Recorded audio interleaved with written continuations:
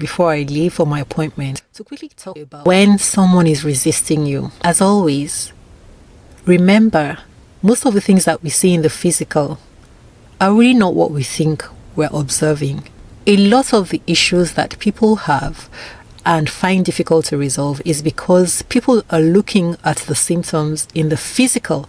What is coming out, what is at display is something that has come from the mind but is now playing out in the physical. I know that you understand it to an extent, but on an even deeper level, this is how life is.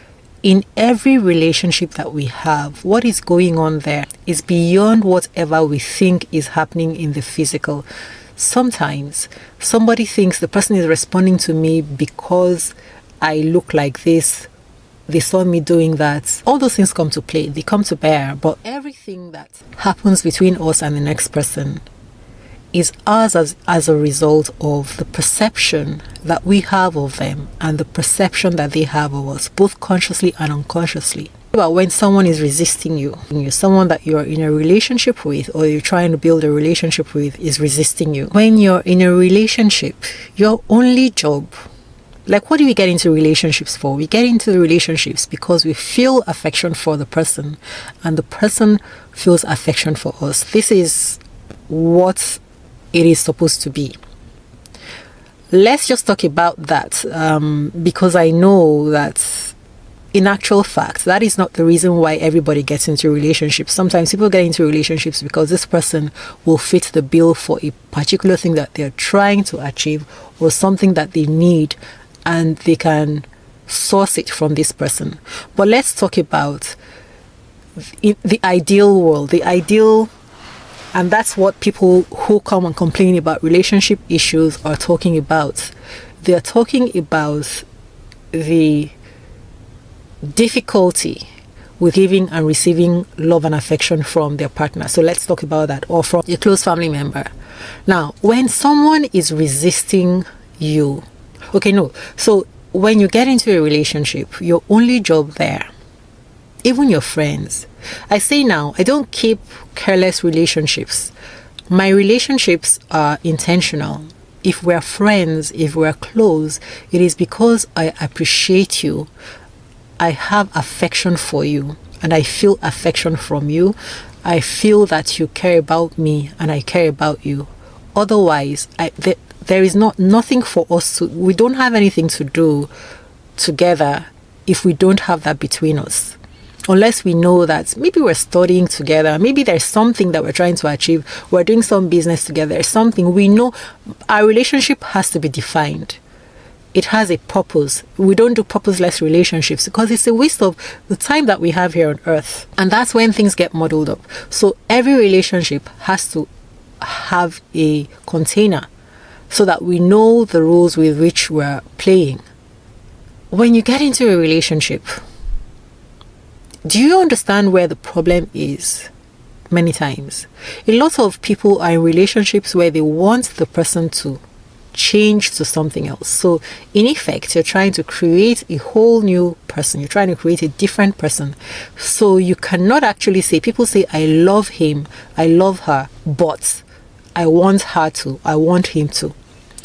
No. And I'm not talking about utopia. I'm not talking about finding a perfect person that fits everything that we want.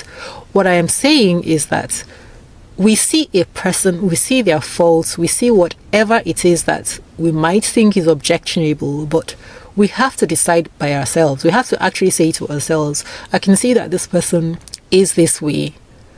This is what would have been preferable to me, but this is what this person has. I am going to see this thing that this person has, and despite that, we are going to make this relationship work because I love this person enough to live with them, to be with them, despite this thing that they have. And this is not an excuse. This is not an excuse for us to not improve upon ourselves, to not drop habits that we know are objectionable. No, that's not what I'm trying to say. What I'm trying to say is, in order for us to really truly be able to say that we love someone, It is when we're able to see someone, see their weaknesses, and see whatever we think we would call their faults, and we're able to live with them, to have them, to be with them without making a point of those issues. At most, we can laugh about those issues, laugh at them about those issues, laugh with them about those issues, and they laugh back with us. And I am not saying to tolerate things that make us feel bad.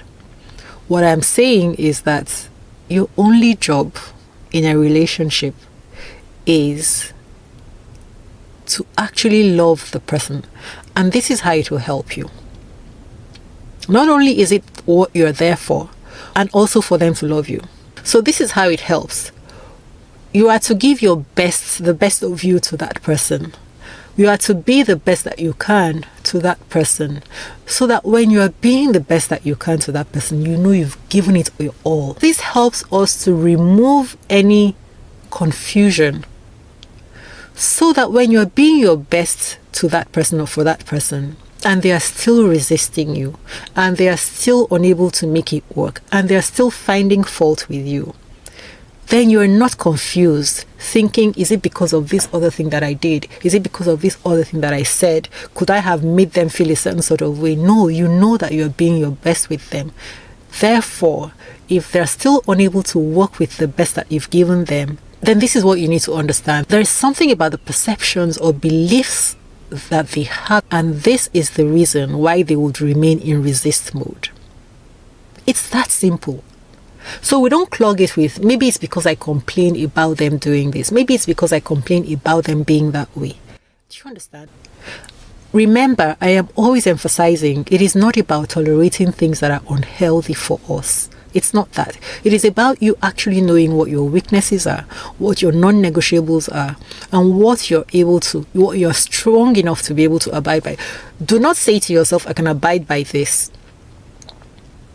when you know that when you go to bed at night, you are crying about it, or you are truly wishing, or you are still searching online, searching for questions, searching for answers for how to make them change.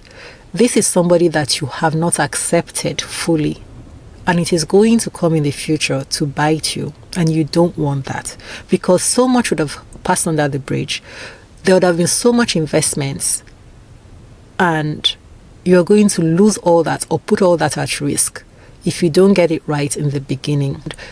To you, it may sound like this isn't easy, but if you have put it into practice, you can do this.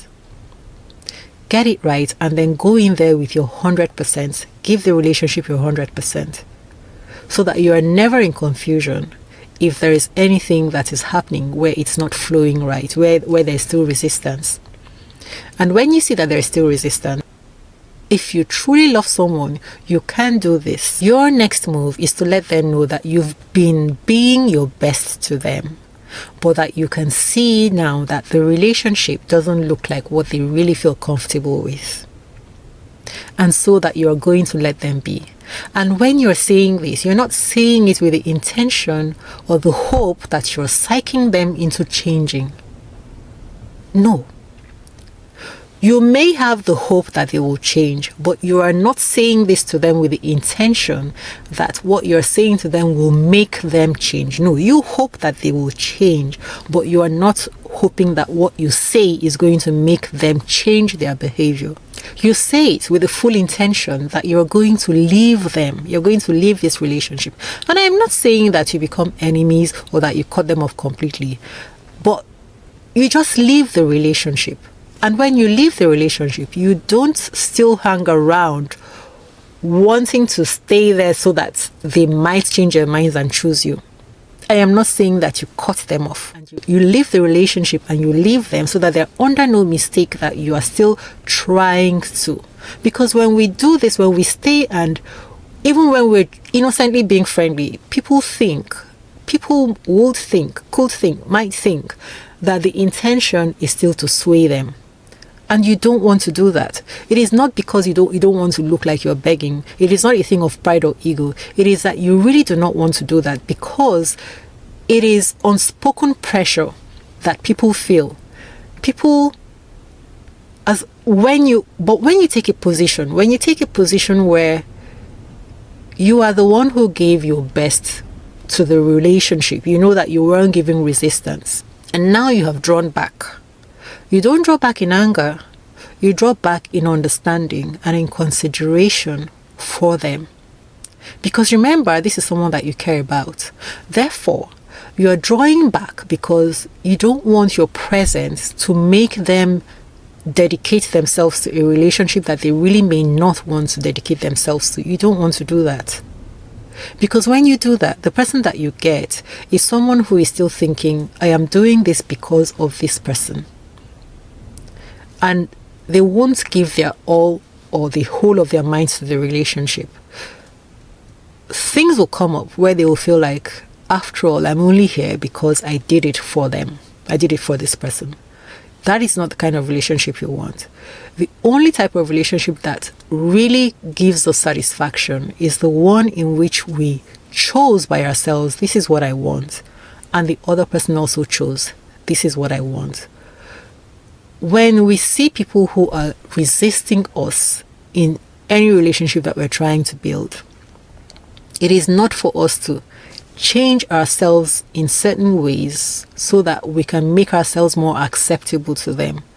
Our only job, both in this world and with our relationships, is to just be the best that we can, present the best that we can to people at all times, so that they would have seen us as our best, so that they won't have any expectations of us of things that are beyond us, so that we'll know that we gave it our best, so that we'll know if this is a relationship that can work.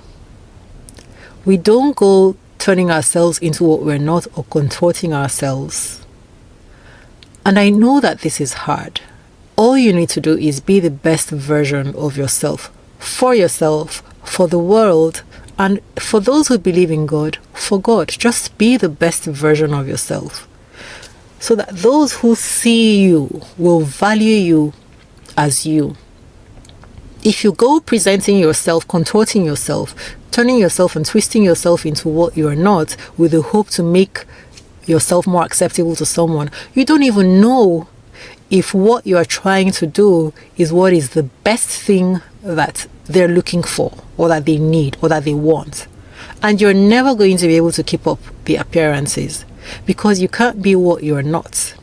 And to make matters worse, they're going to eventually see that what you're doing is at variance with who you really are, which leads to confusion later down the line, which also leads to distrust, because now they don't really know when they're getting the real you, which also means that they're going to be interacting with someone different from who you really are, which makes it difficult for them to give you what your real person actually really wants and desires, which leads you to resentment, which leads to them being frustrated, which leads to everybody being frustrated. And that is why we have all the relationship complaints that we're having. Because it's a case of what I ordered versus what I got. And so if you feel resistance from someone and you know that you've given your best, just give your best, the best of you to this person. And when you know that you've done that, you have done your best, and then you leave them so that they can come to know by themselves if that person, because sometimes even your presence is what makes it difficult for a person to really know if they actually value what you bring, to really know if they actually want you in their lives, because you are so available even when they are not looking for you that they don't need any time to reflect about you. It's taken for granted that you're going to be there no matter what happens and no matter what they do. They can always come back to you at some other time. They don't need to pay attention to you when you talk, when you send messages, when you ask for. They don't need to give you any attention. And they're not doing this deliberately. It's an unconscious arrangement that you now have, an unconscious energy exchange where you are now in the position where the person doesn't need to give any consideration to you, because they can always get back to you because you're always going to be there. And when I say all these things, none of it is for you to respond from a place of ego or pride. It's not of pride, even though it actually covers that in the end when you do that, right? But that's not your intention. The intention is so that your true value can be understood by this person, so that when they choose you wholeheartedly. And you are not to be waiting to be chosen. When I say choose, don't even look at it like they choose you. You are also supposed to be choosing people. Put yourself in their shoes. Put yourself in other people's shoes. Nobody wants to be with someone that they don't really value. Right? We need to stop taking it personal. If a relationship is presenting resistance, that relationship is not for us, not at that time. It could be later on. A lot of relationships start off premature. Give it time. Give it time. If you settle back now and look at all your relationships, you can tell by yourself that if you had given more time, rather than concluding that this is a relationship that must be, then a lot of things would have unfolded naturally, organically, and arranged themselves properly. Because many times, maybe we're not even ready at that time. People are not in the frame of mind where they're able to give their best in the relationships, but we're rushing the